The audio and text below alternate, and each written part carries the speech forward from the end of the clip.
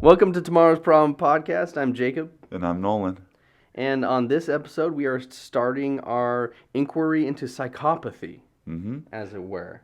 Yeah, we're going to be talking about, in this series, we're going to be talking about the 3 different psychological factors that can be shown, that we can see in school shooters. Kind of explain the motivations of these perpetrators. And so we're starting with psychopathy, then we will go into psychosis, and then trauma is what we'll end up with.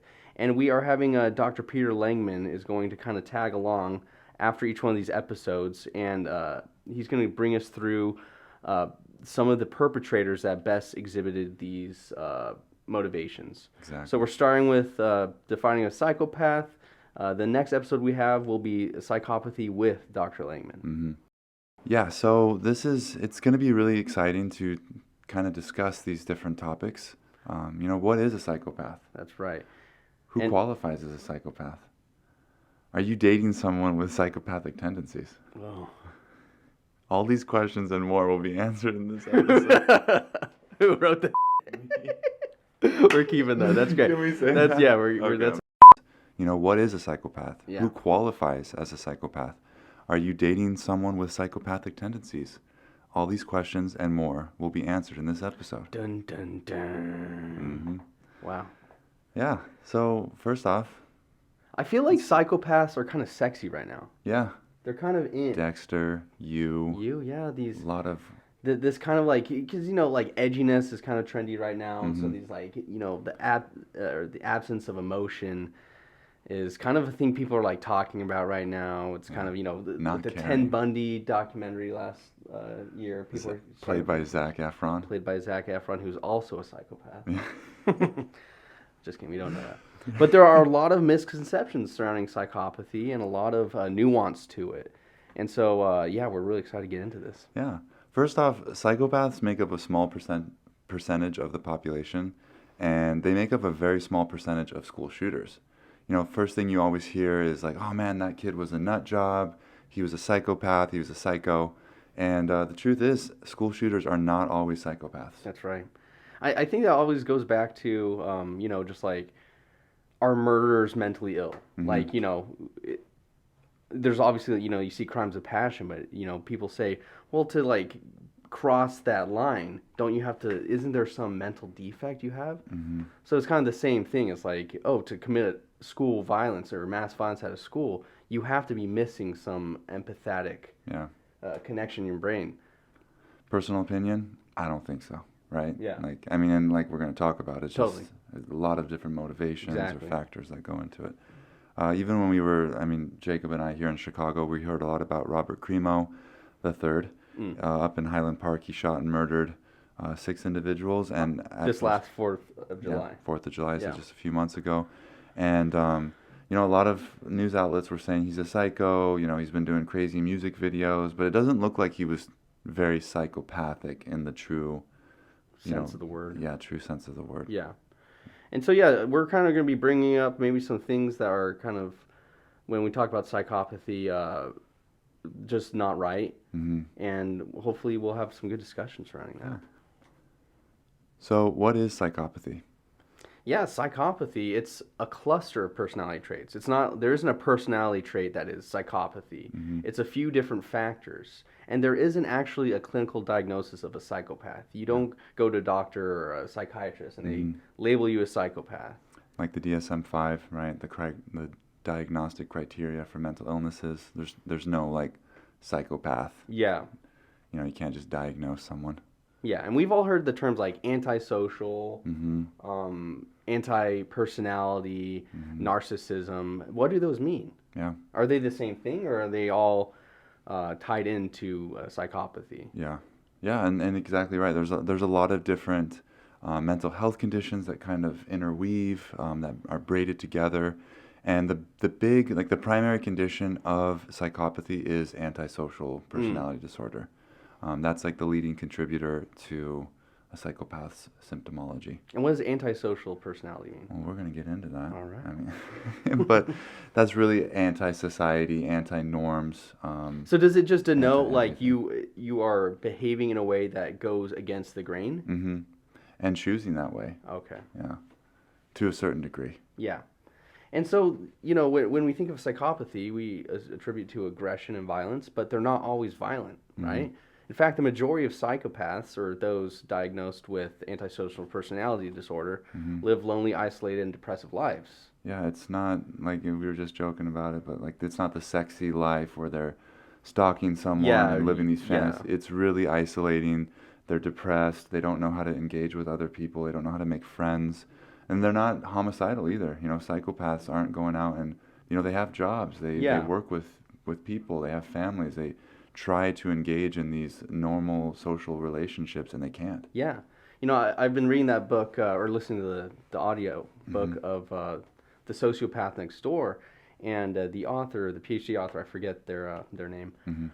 They were saying that, where we see these highly intelligent antisocial or narcissistic people excelling at their chosen careers because of their lack of empathy and their ability to be very efficient because of their, that lack. Yeah. There are people that have these disorders that are lower intelligence. And so they're not all these people are out, they're CEOs and, slaying at life. Some of them really do live isolated, lonely lives, and they kind of cling to whatever control they really can. Yeah. Struggling. So maybe that's like a mom who is highly controlling of her kids and abusive in that way because she didn't succeed. Yeah. There's a lot of different shades. Yeah. And we're going to talk about this towards the end of the episode, but the development of psychopaths, we always hear nature versus nurture, but it's, rather we should say nature and nurture together. Really? How are they Okay. working together? Hereditary factors, genetic factors that are leading to the mental aspects, but then also how are they being socialized as kids? Jacob and I have watched quite a few interviews and YouTube videos of like psychopathic children. Yeah. That one lawyer video, we should probably include. Oh that, yeah, like, we'll definitely post that. Yeah. It's this lawyer who has a YouTube series explaining their psychopathy and how it works within their life, and they're smiling the whole time. They're kind of creepy. describing hurting animals, like Yeah. trying to kill an animal, and she just knew it was wrong, but she kept doing it because she felt like the benefit outweighed what she was doing. And she kind of looks like Elaine from Seinfeld, so Yeah. it kind of is it's a trip to see. Yeah, it's very interesting. Anyway, so let's talk a little bit about those personality traits. Yeah. What those traits that make up the cluster that is identified as psychopathy. Exactly right. So the first big one, antisocial personality traits. That it can be almost categorized as antisocial personality disorder. There is a lot that goes into the morals, the ethics of how they see society around them. Yeah. Anti-society, really, you could say it that way. And they lack morals. They have no sense of right or wrong in a traditional sense. And I read this the other day and I really liked it. The whole knowing the difference between right and wrong thing is important. Knowing it but simply not caring about it is a characteristic of someone with antisocial personality disorder. So they are very aware that what they're doing is wrong, but they still choose to do it without, and there's no choice, right? Yeah. It's just like the obvious thing to do is the most beneficial thing for them. Which is interesting, right? You think about what mental illness is something's missing where they can distinguish right and wrong, Yeah. but they choose to do the wrong thing or choose to do the thing that is Yeah. not altruistic or caring of people around Sure, them. yeah. Is that a mental illness? Is that just extreme selfishness? We'll have to talk to Peter about We'll that. have to talk to Peter about that. We'll have to ask him. I actually write that down because that is interesting, right? That is interesting. Yeah, we'll write it down, or we can just speak into this microphone right here and have it recorded. Yeah. And yeah, a psychopath doesn't believe in traditional values. No need for societal norms.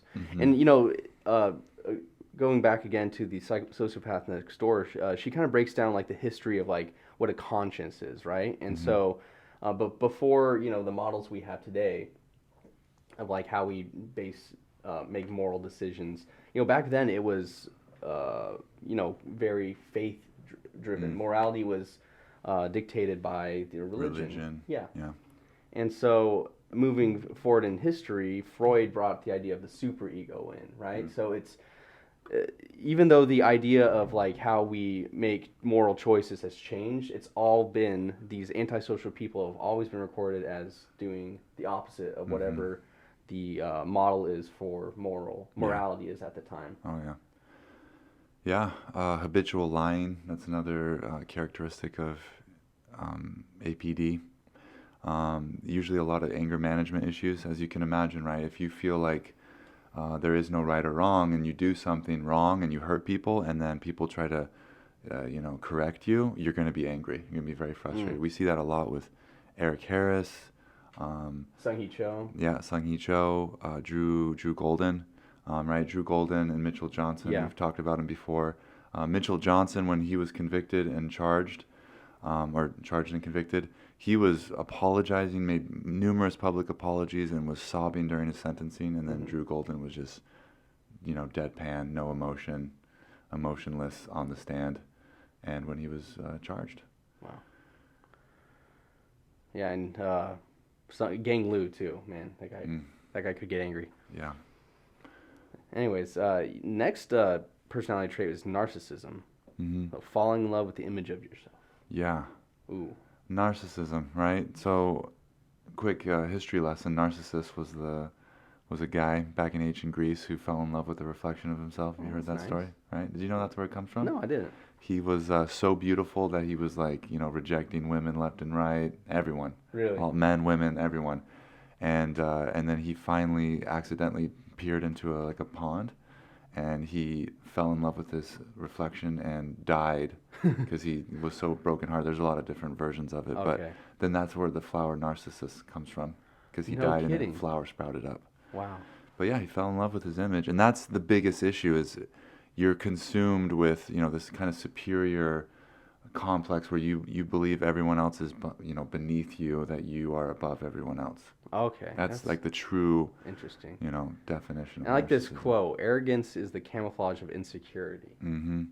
So though a psychopath considers himself perfect or a god, it's a thin veneer over their low self-esteem and their severe self-doubt. Oh yeah. Yeah, it's all a facade. Truly they are kind of falling in love with an image of themselves, not really who they are. Eric Harris is a good example of that. He believed he was God, literally God, wrote it multiple times, but then had insecurities about his sexuality, dating, his body, right? He had like a sunken chest and kind of frail. That's right, yeah. And even his last journal entries before that happened, or before the Columbine happened, he was lamenting his physique and his dating life. Weird. Went out with a whimper, as Dr. Langman said. Hell yeah. Which is interesting, right? He's so in love with an image of himself, not who he really is. And maybe that's why the actions are so extreme, because you have to almost prove to yourself, validate the pseudo idea you have of yourself, because your real self is just so pitiful. Yep. Oh yeah. All right, sadism. You know this one. Oh yeah. Right. Experiencing excitement and satisfaction through making others suffer. Jacob makes me suffer all the time, so that's why. I'm just. And this is kind of a antisocial personality and narcissism really are kind of the bigger personality traits that make up psychopathy. Sadism is a little more rare, right? Yeah, it's not always there. Not everyone finds pleasure in inflicting pain. But yeah, physical pain, emotional manipulation, any kind of devastation to someone else, and it's not always direct. They'll use other people to hurt other people. Okay, is it sometimes subconscious?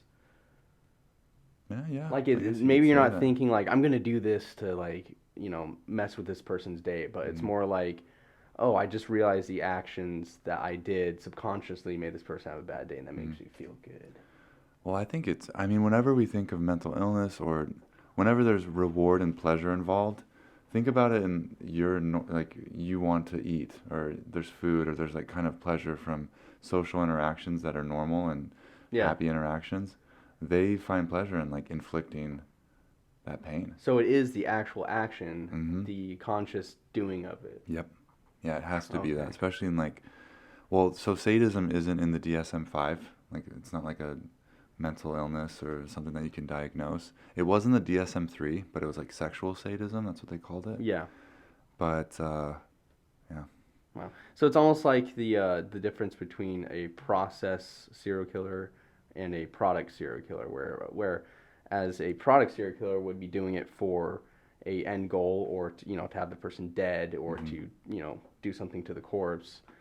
The process killer does it for the actual killing, the sadism. Yep, exactly. Interesting.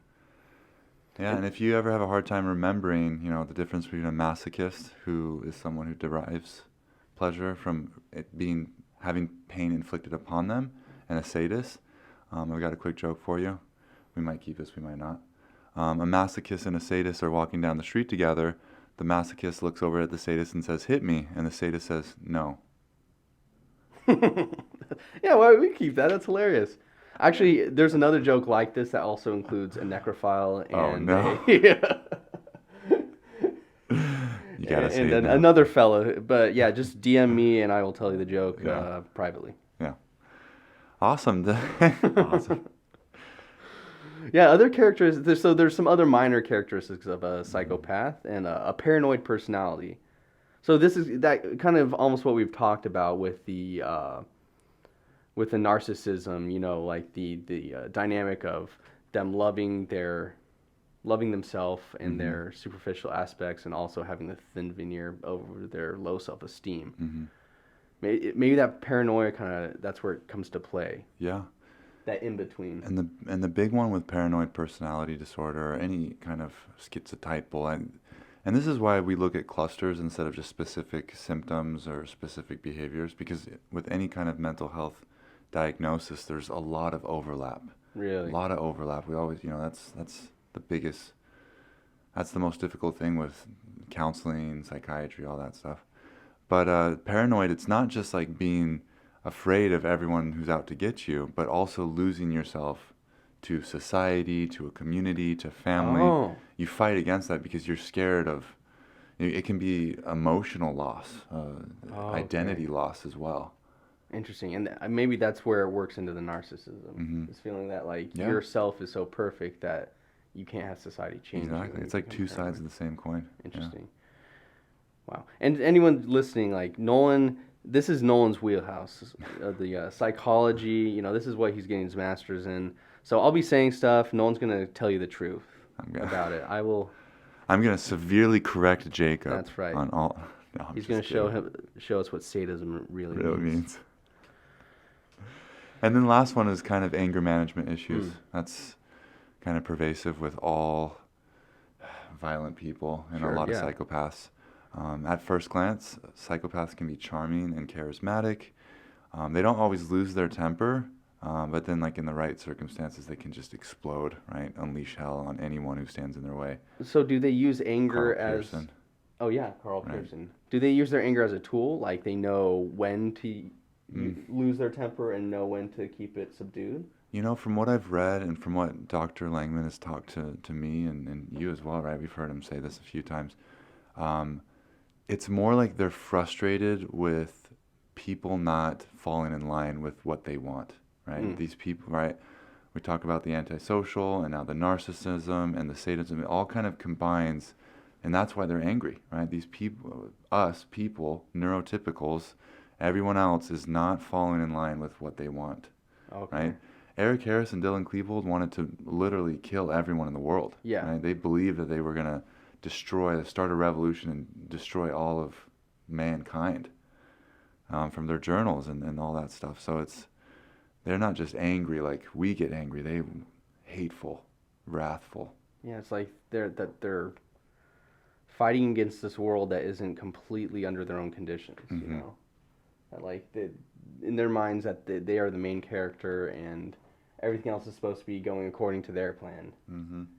And they just can't fathom that everyone is living that exact same, to a certain point.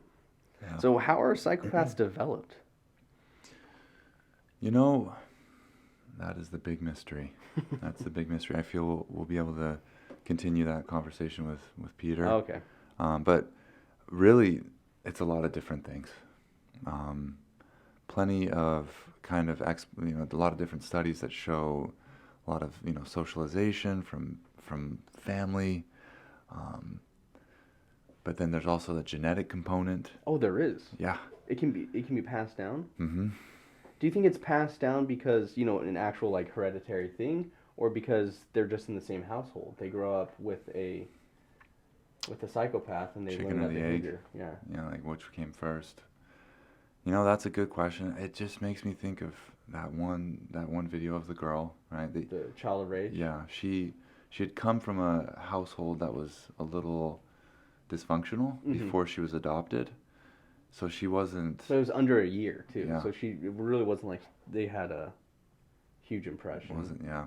Or maybe they did. We don't know exactly what happened. But we know like a lot of temperament is inherited. Okay. That's genetic. So even just your temperament, how you manage your emotions. Yeah. So there's a genetic component, but there's also like the social aspect of helping people overcome that. And we'll get into that with Dr. Langman. He'll be able to break that down clearly for us. The general population, though, there's only about 1% of people in the U.S. at least, and throughout Europe, like Western civilization. 1%. It's interesting though, because like there's more people that have these antisocial clusters than anorexia, and like almost like 4 times as many as people that have like stomach cancer. So while it is a small 1%, it sounds like a small metric, but it's quite a lot. Yeah. That is actually quite a lot. And it's something interesting we found that there's a similar percentage of the people incarcerated, about 10 to 15% of them exhibit psychopathic traits. That's relatively close to the amount of CEOs that exhibit psychopathic traits, and that's 5 to 12% for them. So it's interesting that like you have these two very different demographics, the people, the worst of us versus what's supposed to be the best of us. Both of them dealing with the same acute mental problems. Yeah. So another thing that kind of aligns with this, seeing psychopaths in our society is back in like the 1930s, 1940s, even World War I era, the firing rate of American troops, British troops, Australians, the Axis allies, everyone, in fact, was like around 15 to 20%. People weren't shooting at each other, they weren't trying to kill each other. There's a lot of data that kind of goes into it. Lieutenant Colonel David Grossman kind of goes into it in his book called On Killing, and he kind of shows how people used to they didn't kill each other in war. They would scare each other, or like shoot in the air, or like not aim or not fire. All this, these stories about muskets filled with bullets because they would just keep loading but never shoot. And interesting. Yeah, and he kind of attributes the fire rate to the psychopaths. Like there were people, like even with fighter pilots, only like 5% of them were actually shooting planes down. Yeah, the vast majority of the population can't squeeze the trigger. Even you hear stories of like a life or death situation. Person has the means to stop it, and they just can't because it is so hard for a regular person to take another person's life. Yeah, that was happening. People were getting killed. Soldiers were getting killed. Police officers were getting killed. And now we've almost swung too far, where we've been socialized. And you see, it's not just genetics. Yeah. We're being socialized to kind of kill and indiscriminately, right? And that's the reason we see psychopathic school shooters who can go, all out with purchasing ammunition, stocking up like a soldier, right? Salvador Ramos had like 4 times the amount of magazines carried by like an army soldier in combat. Really? Yeah, he had enough to supply a small militia, like a squad. So it's bizarre that they can go that far. So some little tidbits to think about. Remember those different qualifiers? Antisocial personality disorder, narcissism, narcissistic personality disorder, sadism, anger management. Yeah, think about those when you're looking at different historical figures and, future perpetrators that we're going to discuss. Totally. Yeah, next episode we'll have Dr. Peter Langman on. We'll go through some school shooters that we feel really exemplify psychopathy. And Dr. Langman will kind of break down more of the misconceptions and some of the qualifiers and really what it takes to be a good psychopath these days. And it always makes me think about why we're doing this. We want people to be aware of these traits, these characteristics, so that you can help people. Like we mentioned in the beginning, some of these people are confused.